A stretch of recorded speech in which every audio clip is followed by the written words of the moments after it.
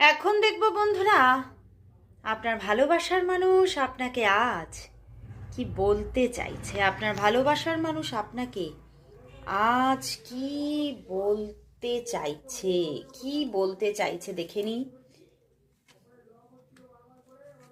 বন্ধুরা। আপনার ভালোবাসার মানুষ আপনাকে ভীষণভাবে বলতে চাইছে যে সে দেখতে পাচ্ছে যে এই রিলেশনশিপের মধ্যে কিছু প্রবলেম আছে, ছিল, আছে, থাকবে, এবং এই রিলেশনশিপটা হয়তো কোনো ডেস্টিনি পাবে না।